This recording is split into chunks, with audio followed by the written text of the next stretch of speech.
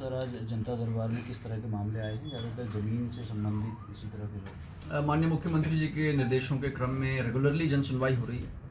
और सभी स्तरों पे हो रही है और मंडल स्तरीय अधिकारी भी अब गांव का भ्रमण कर रहे हैं, वहाँ पे जो दिक्कतें हैं वो देख रहे हैं। सैटरडे का दिन क्योंकि जनता मिलन के लिए होता है और कोई विशेष प्रकृति खैर यहाँ पे शिकायतों की नहीं होती, लेकिन फिर भी अगर देखें तो भूमि संबंधी जो विवाद होते हैं उनसे जुड़े हुए मामले आते हैं। एक पर्टिकुलर शिकायत इस बीच बड़ी है, वो ये है कि पहाड़ में जो लोग हैं जो हल्द्वानी में बस गए या अन्य जगहों पे बस गए, वो अब क्योंकि वापस जा रहे हैं अपनी ज़मीनों में किसी भी वजह से, तो उस पर कोई और बैठा हुआ है। या पहाड़ में क्योंकि आप जानते हैं सहखातेदारी की ज़मीनें होती हैं तो सभी के नाम दर्ज होते हैं। तो एक तो उस तरह के केसेस आज आए थे और आपके माध्यम से ये रिक्वेस्ट भी है कि मैं कहना चाहूँगा जो भी ऐसे सहखातेदार हैं जो अब ज़मीन में काफ़ी सालों से नहीं हैं, उनको एक नियमित बंटवारे का वाद करना चाहिए जिससे कि उनका जो पोर्शन है वो अलग हो सके। और ये एसडीएम के कोर्ट में होता है, तो इसको वैसे फौरी तौर पे नहीं किया जा सकता, एक न्यायिक प्रक्रिया है, उससे इसको किया जाए। कुछ लैंड फ्रॉड के मामले आए थे जिसमें इस तरह के फ्रॉड्स हैं कि ज़मीन में खाते में लैंड नहीं बची थी, फिर भी उसका विक्रय हो गया है। जिसने ज़मीन खरीदी वो मौके पे बैठा हुआ है। इसमें दो मामले हैं, एक तो लैंड फ्रॉड की श्रेणी में भी आता है क्योंकि रकबा बचा नहीं था, और दूसरा ये है कि अब जो बैठ गया उसको भी जस्टिस मिलना चाहिए, उस पर उनको बताया गया। रुद्रपुर का एक मामला जिसमें कुछ दिनों पहले सीलिंग की ज़मीन पे बहुत से अवैध लोगों ने कब्ज़ा किया हुआ था और अवैध कब्ज़े थे, विशेषकर जो टाइल्स के थे, उन पे जीएसटी की टीम को मैंने भेजा था और उनसे आज दस्तावेज़ मांगे गए थे कि इसमें कोई टैक्स चोरी का मैटर बनता है या नहीं बनता है। उससे मुझे उन्होंने अपडेट कराया है और आगे भी मेरी ओर से निर्देश है कि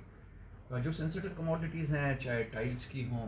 कुछ एक जगह पे गुटखे में भी, सिगरेट में भी इस तरह की टैक्स चोरी का अंदेशा है, उस पर लगातार हमारी प्रिवेंटिव एक्टिविटीज़ में छापे मारे। सर, रेरा को लेकर पूरे इधर जिले में प्रदर्शन चल रहा है, रेरा को लेकर कितना अनिवार्य है और लोग जो डिमांड कर रहे हैं कि साहब एक देखिए, जहाँ तक किसी किसान का एक मुश्त बड़ी ज़मीन बेचने की बात है या उस पर जो ज़मीन है वो पूरी ही बेच रहा हो, उस पर तो किसी प्रकार कोई रोक कभी भी नहीं रही है और प्राधिकरण के क्षेत्र के बाहर तो प्राधिकरण दखल देता भी नहीं है। अगर रेरा को कोई बात बताई गई भी होगी प्राधिकरण क्षेत्र के बाहर की, तो मात्र वो बात होगी जहाँ पे कि बड़े लेवल पे प्लॉटिंग हो रही हो और वो सिर्फ सूचना के रूप में रेरा को बताई गई क्योंकि कार्यक्षेत्र प्राधिकरण का नहीं है। अब दूसरी बात आती है प्राधिकरण क्षेत्र के अंदर। प्राधिकरण क्षेत्र के अंदर भी कोई अपनी ज़मीन अगर बेचना चाहता है उस पर कोई रोक टोक नहीं, लेकिन अगर कोई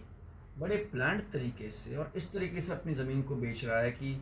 उसने पहले बेची 500 स्क्वायर फीट, फिर 500 स्क्वायर फीट, फिर 500 स्क्वायर फीट, फिर 250 स्क्वायर फीट, तो इसको एक तरह से प्लॉटिंग ही माना जाएगा।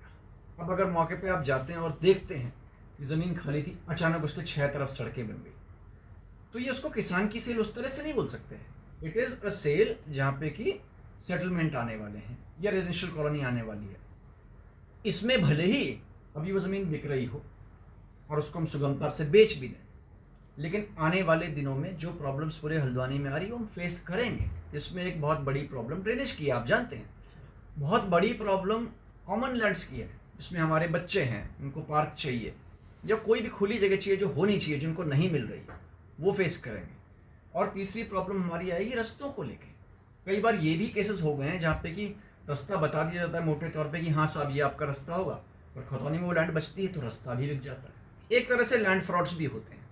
उसको रह के चौकन्ना रहना होगा। और अगर वैसे कोई किसान भाई हैं जिनको अपनी ज़मीन बेचने में नॉर्मली दिक्कत आ रही है या सब रजिस्ट्रार दिक्कत कर रहे हैं, तो आपके माध्यम से मेरा ये कहना है कि सीधे या तो मेरे पास आएँ, डीएम साहब के पास आएँ, एसडीएम साहब के पास आएँ कि मैं ये अपनी ज़मीन बेचना चाहता हूँ, कोई प्लॉटिंग नहीं है और फिर भी मुझे रोका जा रहा है। निश्चित रूप से उन अधिकारियों पर मैं कार्रवाई करूँगा। सर, स्टेडियम से तरनताल भी बंद हो गया, आज कुछ लोग